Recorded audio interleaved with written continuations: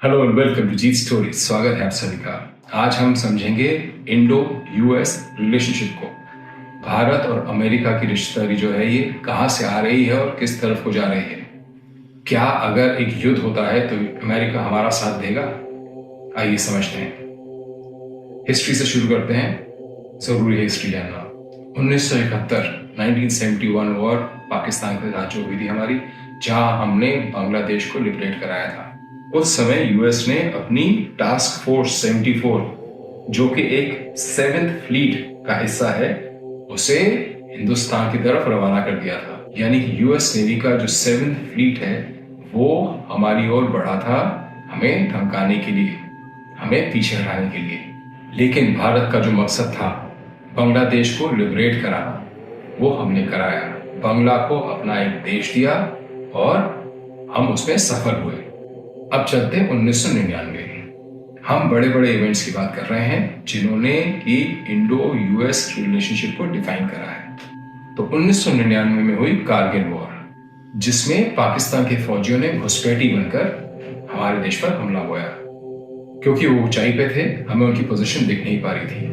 हमने यूएस से जीपीएस की मदद मांगी और यूएस ने मना कर दिया।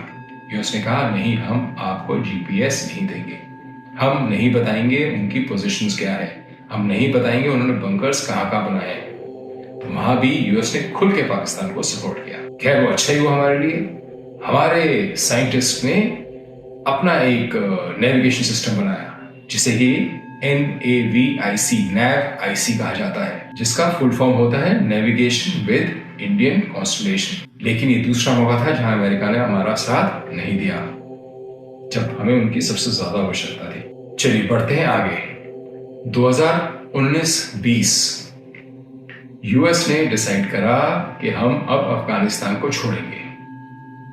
हमने जो करना था अफगानिस्तान का तहस नहस हम कर चुके हैं, अब हमें अफगानिस्तान से निकलना है। पाकिस्तान की यूएस को जरूरत थी जब तक अफगानिस्तान में यूएस सोल्जर्स थे।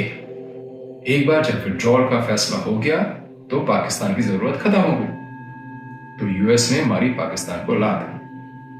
उसी समय रशिया एक डिक्लाइन पे था और चाइना एक उभर के सुपर पावर के रूप में आ रहा था। तो ये चीज समझते हुए चाइना पे नजर रखने के लिए यूएस और इंडिया ने एक पार्टनरशिप बनाने की सोची। यूएस ने सबसे पहले नाटो मेंबरशिप ऑफर करी इंडिया को। नाटो का फुल फॉर्म होता है नॉर्थ अटलांटिक ट्रीटी ऑर्गेनाइजेशन, जो कि अटलांटिक के नॉर्थ में जो देश हैं उनकी एक ट्रीटी है ये। लेकिन इंडिया को ऑफर की गई, इंडिया ने रिजेक्ट कर दिया उसको। क्यों? क्योंकि हम हमेशा नॉन अलाइंड रहे हैं, यानी किसी एक देश के साथ हमने कभी ऐसा रिश्ता नहीं जोड़ा कि आप ही हो हमारे माई बाप। हम मानते हैं वासुदेव कुटुंबकम, यानी कि ये पूरी दुनिया एक है और किसी एक के साथ जुड़ना आवश्यक नहीं है।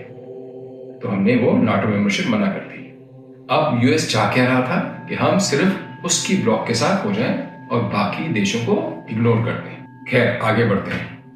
अब यूएस रिलेशनशिप तो बना के रखना चाहता है इंडिया के साथ, क्योंकि चाइना पर नजर रखनी है और चाइना को एशिया में अगर कोई टक्कर दे सकता है तो वो इंडिया ही है।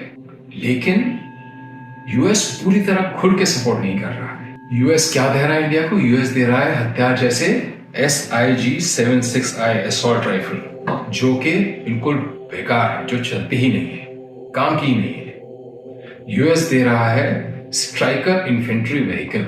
इससे बेहतर इन्फेंट्री व्हीकल टाटा और महिंद्रा बना रहा है उसके आधे दामों पे, टेक्निकली मच एडवांस्ड।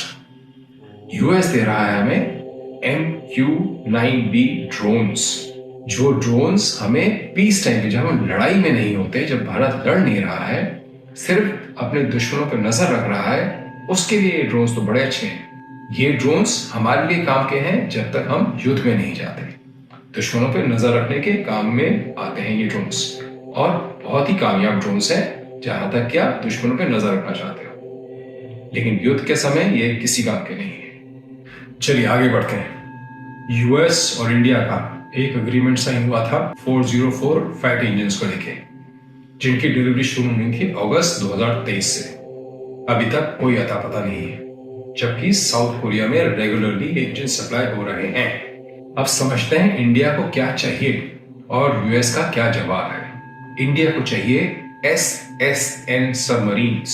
ये छोटी पनडुब्बियां होती हैं जो कि अटैक करने में सक्षम होती हैं और बहुत जल्दी ही कहीं भी अटैक कर सकती हैं। इंडिया के पास बड़ी SSBM जो कि बैलिस्टिक मिसाइल कैरी करने वाली सबमरीन्स होती हैं, वो है हमारे पास। दो है इनफैक्ट, एक अरिहंत और एक अरिघात। लेकिन हमें चाहिए SSN, नई टेक्नोलॉजी। यूएस ने साफ मना कर दिया। ऑस्ट्रेलिया को दिया है लेकिन हमें नहीं देंगे, जबकि हम चाइना के नेक्स्ट डोर नेबर हैं। हमें चाइना से ज्यादा थ्रेट है। ये जानते हुए भी SSN यूएस ने साफ मना कर दिया कि हम आपको ये टेक्नोलॉजी या सबमरीन नहीं देंगे। तो इन सब से क्या निष्कर्ष निकल के आता है? यही निष्कर्ष निकलता है कि यूएस इंडिया के साथ हैंड होल्डिंग तो कर रहा है, हाथ तो बढ़ा रहा है इंडिया की तरफ, लेकिन पूरे दिल से नहीं। छोटी छोटी चीजें दे रहा है जो कि शायद इंडिया खुद अपनी प्रोड्यूस कर सके, लेकिन जो नई टेक है वो अभी भी नहीं दे रहा है।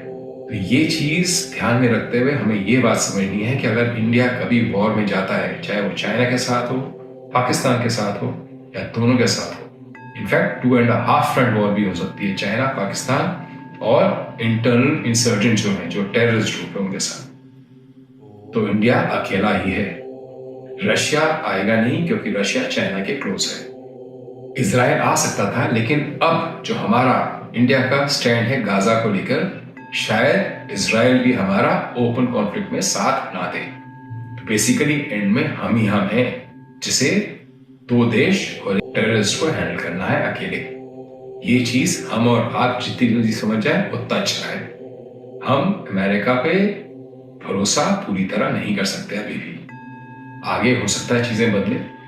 अगर जो बाइडेन रहे अगले इलेक्शन में तब तो मुश्किल है, अगर कोई और आते हैं तो डिपेंडिंग ऑन फॉरेन पॉलिसी क्या बनती है, हो सकता है चीजें बदले। लेकिन 2023-24 में तो ऐसा ही रहेगा। और जो चाइना के साथ थ्रेट है वो बिल्कुल रियल है। चाइना खेल नहीं खेलता है, चाइना अटैक भी कर सकता है। हम सक्षम हैं, हम तैयार हैं। और ये चीज हर एक देशवासी को समझनी चाहिए कि जब ऐसा युद्ध होगा तो हम अकेले ही हैं और हमें सबको साथ खड़े रहना है। मिलते हैं जल्द ही नई स्टोरी के साथ। जय हो, नमस्कार, जय हिंद।